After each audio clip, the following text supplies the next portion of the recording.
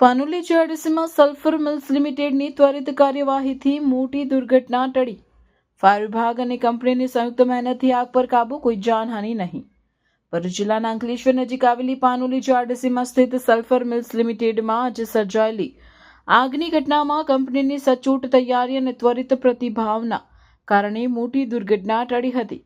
પ્લાન્ટના ત્રીજા અને ચોથા માળે આગ લાગતા જ કંપનીના આંતરિક સુરક્ષા વિભાગે તાત્કાલિક ઇમરજન્સી પ્રોટોકોલ અમલમાં મૂક્યો હતો અને પાનોલી ફાયર સ્ટેશનને તરત જાણ કરવામાં આવી હતી. કંપનીના સહયોગથી ફાયર વિભાગની ટીમે ઝડપથી આગ પર કાબૂ મેળવ્યો હતો.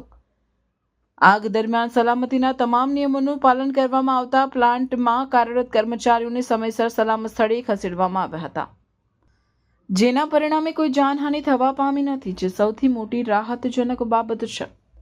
કંપનીના અધિકારીઓએ જણાવ્યું હતું કે આગની જાણ થતાં જ તમામ મશીનરી બંધ કરી દેવામાં આવી હતી અને સંભવિત જોખમને ધ્યાનમાં રાખી આસપાસની યુનિટ્સને પણ સાવચેતી રાખવા સૂચના આપવામાં આવી હતી.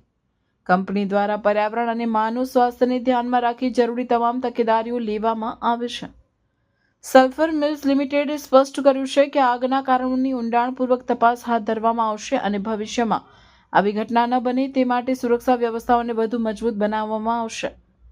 કંપનીએ ફાયર વિભાગ, સ્થાનિક પ્રશાસન અને જીઆઈડીસી તંત્રનો સમયસર સહકાર બદલ આભાર પણ વ્યક્ત કર્યો છે.